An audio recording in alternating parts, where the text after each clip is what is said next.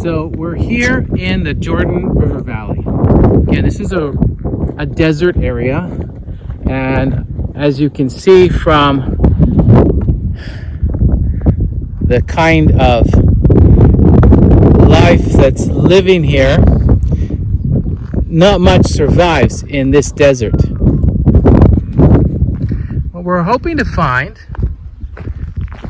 are caves that actually belong to a monastery that's been here since almost the beginning of Christianity, just a few hundred years after Christianity got its start. Since then, people have been living in these caves as a way to grow their spirituality. The whole concept of a monastery began originally in Egypt, but it spread quickly. And one of the main locations where monastic life really got started in the very beginning was here in this area in the Jordan River Valley in a desert. So I'm going to take you to one of these caves and show you these hiding places in the desert. So I'm still walking to one of these hiding places. It's a long walk out here, but I wanted to make sure that you could see where we're walking to. We are not far from Highway 90, headed east on this little dirt road or chalk road. I'll get to that in a bit. And you can see big tall mountains out in the distance. Those mountains are the country of Jordan, and they split this valley with Israel. So half the valley belongs to Israel, half belongs to the country of Jordan, mostly along the Jordan River as the border between the two countries. As we get closer, you can see a pretty good view of the Jordanian side, and you can see a lot of greenery and a lot of life there. What you may not know about the country of Jordan is that most of their produce production happens right here in this valley. They don't have a choice, actually. This is one of the few fertile places they have in the country to grow anything. So you'll see a few villages, not really cities, but good-sized villages or towns that have a lot of agricultural industry tied to them. And that's where they get almost all of their produce. Most of the rest of the country of Jordan is a desert. So here we are, and I want to clarify that these are caves that belong to the monastery, and they may not be empty. There could be people actually living in them. So we're going to enter quietly and see what we can find. And keep in mind that people have been living in these caves for a long time, hundreds of years. They live in these caves for 5 days, and then they go back to the Lavra on the weekend, to the monastery. And in the monastery, they will celebrate communion together, and then the monks will go back to their caves, like the one you're about to see. I also want to take a moment and point out that this is not really rock. It's actually sediment on the lake floor. This whole area was covered in a kind of huge lake that has been receding for a very, very long time. Even 100 years ago, the water was much, much, much higher than it is now. And as you can see, it just crumbles in your hand. It's not really rock. It's just this compacted, fine lake bed sediment. We call it Lazan rock, but it's a bit of a misnomer. And it's a little bit tricky to walk down here, so I'm going to be careful not to slip. You can see this whole area is just covered in this lake bed sediment, and it makes for really easy digging of caves and whatnot. And so for about, as far as we know, close to 1,600 years, monks have been living in these caves and living an ascetic lifestyle.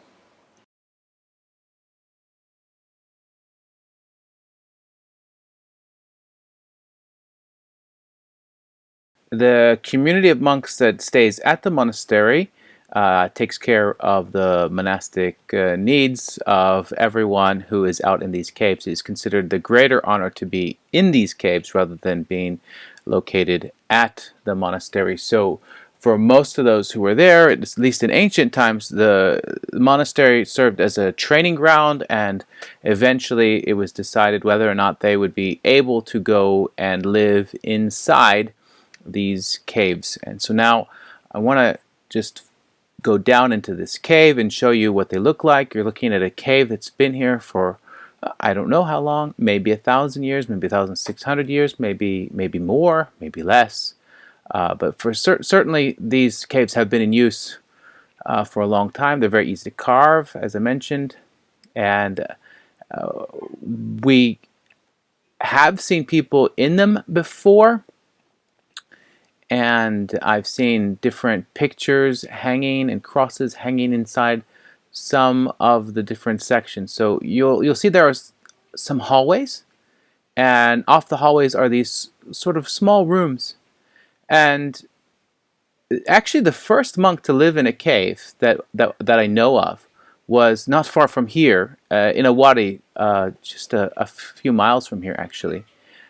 And this monastery is sort of the third generation, sort of the disciple of that monk, the first one who ever really lived in caves before there were any monasteries. And so if that gives you sort of a sense, oh, there was a dog there. So I guess there is, in fact, someone living in these caves. So I'm going to leave before I disturb anyone, especially someone who's spending their whole life praying and trying to come close to God. Let's let them have their peace. I don't want to disturb them, so I'm going to come out here just carefully because it's not really rock. It's kind of like walking on sand on a cliff edge. So we're going to be careful. It's more like dust, actually. It's like walking on compacted dust. So now we're headed back to the car. It's a couple of kilometers, actually, so we're not going to take the time to take you all the way back to the car. For the most part, you've seen these amazing caves that are hidden, and that's great. I also want to take a moment to say I'm sorry that I had to redo the audio because the wind was just too much when we were in that cave. I had to try to recreate what I had said. I also want to just take a moment and clarify the monk I'm talking about is called Chariton or Chariton. He was the monk that really started the monastic order in Israel. So now we're going to go back to the car, and I'm going to take you to another site.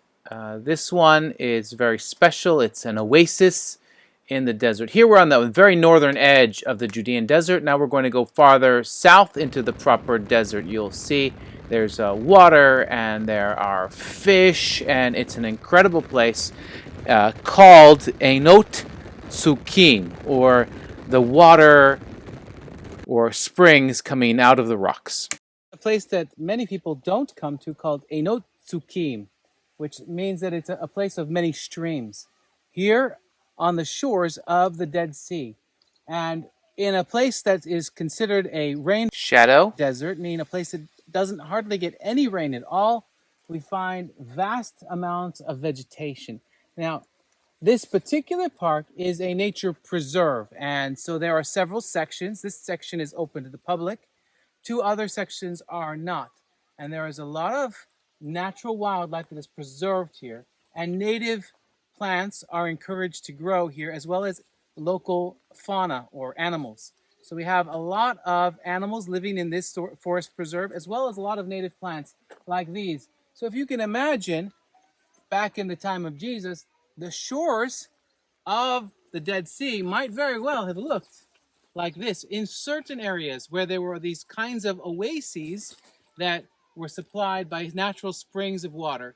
And we don't know exactly where the water comes from these springs, but probably from far, far away, the water rains on some part of the land and eventually drips down to here, which provides flowing streams that flow most of the year. We are at Einot Tzukim, Springs of the Cliffs. As you can see back behind me, rugged, rugged cliffs. We are in the Judean Desert, We're actually just outside Yam HaMelech, the Dead Sea. And we're gonna head out that way. What's amazing, you can see these rugged cliffs here where the waters are coming down, any flash floods, the waters are coming here, and there are springs of water, fresh water in the desert. Come take a look at this. This area here is called the poplar area, lots of poplar trees.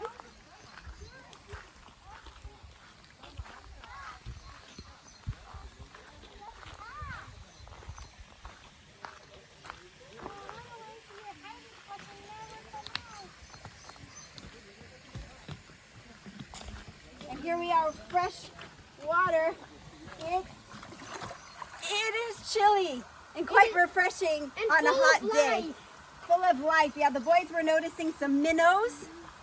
What else have you guys seen? Tadpoles and little fish and some not so little fish you saw at the other pool.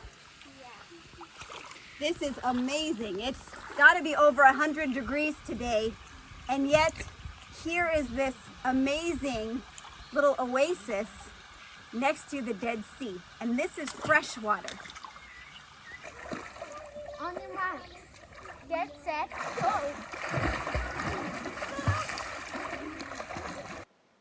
So now we're going to travel to a place that may be a little more familiar. It's called Ein Gedi, or the springs of the baby mountain goats, or kids.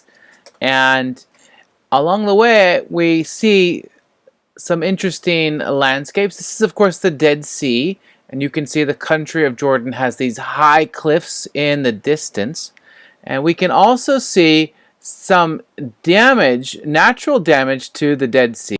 You'll notice there's a pool in the corner, and it's actually caused because the lake is receding, and as the lake water evaporates, these natural springs, like the one we were just showing you, they come down with fresh water and they melt or disintegrate a thick layer of salt that's under the surface, causing these holes to form underground, which then become sinkholes. And as then the rain comes, they fill with water, but it's actually very dangerous. And when we moved to Israel years ago, there were no sinkholes around the Dead Sea. This is a new phenomenon, and it has made most of the beachfront area unusable. And I think it's a shame, but what can we do? The sun is the main culprit here. So we're going to take you now to En Gedi, where you can see some more beautiful nature and another oasis in this desert, as well as some more hiding places.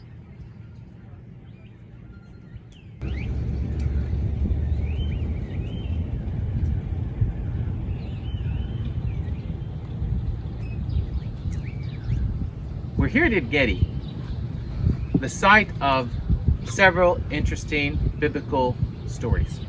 One of which was a time when David was being pursued by King Saul, and he hid here in the area of En Gedi. This was one of 6 cities established by the kingdom of Judah. Although we didn't find traces of all of them, we definitely found traces of the city of En Gedi. And I want to read from Psalm 7. This is Psalm 7, Psalm of David. David sang this to the Lord because of the words of Cush, a Benjamite. He said, "O Lord my God, in you do I take refuge.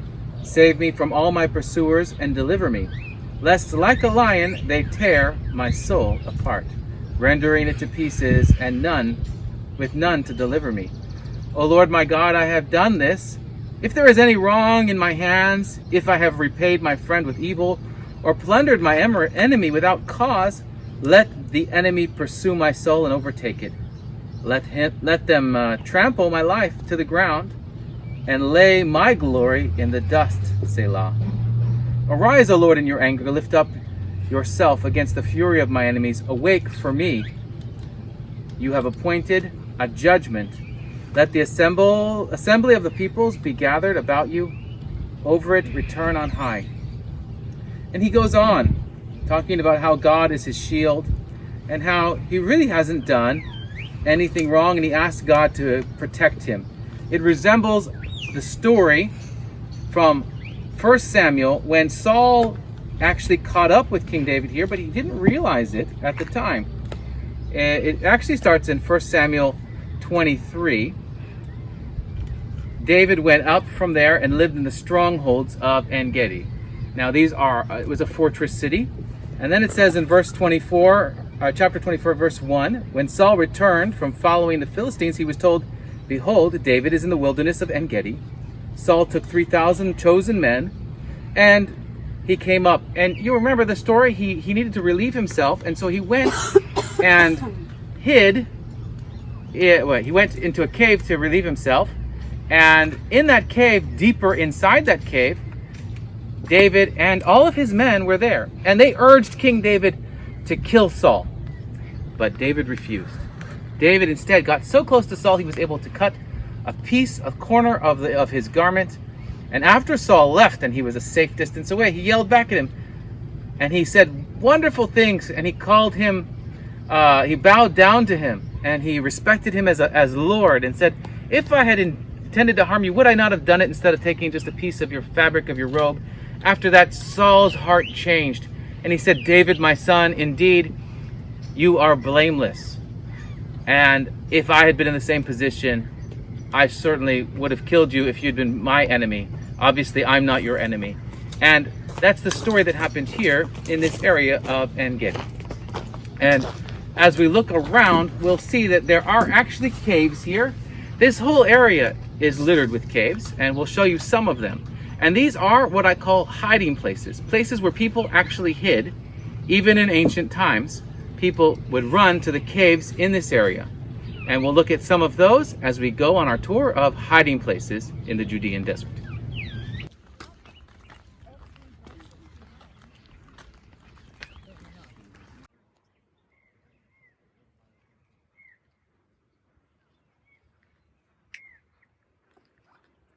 The stone in the caves that you see over here is actually from lake sediment. At some point in time, this whole area was underwater. I think some of you can imagine when that was.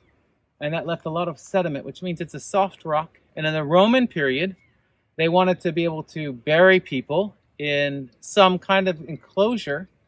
So they actually found a way, we're not sure exactly how they got up there, but they found a way to dig out these are all man-made caves that they used for burial with wooden coffins. What's interesting is that those wooden coffins are still found mostly intact today because of the dry climate of this desert area. These are not the caves that David hid in, but it gives you an idea of how easy it was to dig and how easy it was to even find caves in this area. Right there, you see? It's still okay. It's the only one that's really left, that's really kept its form over the years. But there is one really nice cave.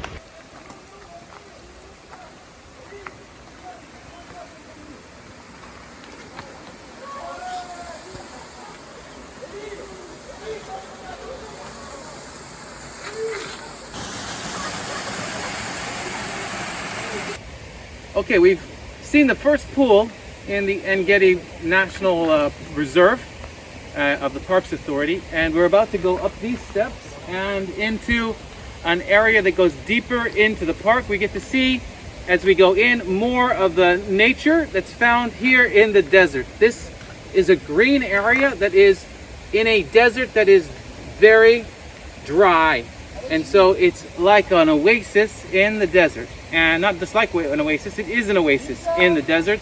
And it's been an oasis in the desert even back in the time of King David. Although in the time of King David, very few people lived in this area. It was not really populated until the 7th century BC, or about 300 years after King David. Okay, we're continuing on the trail, going up to the tallest waterfall here. This isn't it. I'm going to take you on one of my favorite parts of this trail. I want to mention that Gedi is also a nature preserve, which means that since 1955 they have been doing everything they can to keep this nature park safe and preserve all the animals and all the wildlife that live here.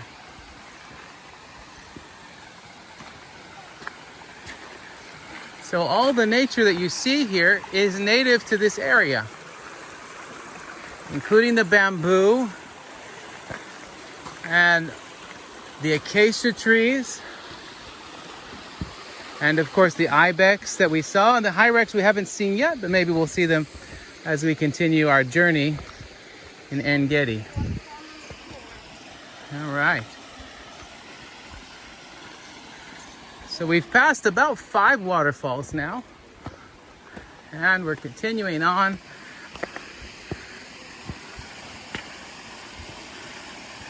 And entering this bamboo cave that was made for us by the natural topography and a little help from the Parks Authority. Here we are walking actually in part of the stream.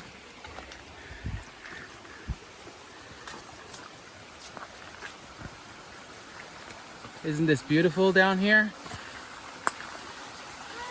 It's around 100 degrees outside, and here we are in our own little cool bamboo-made cave. Isn't that neat?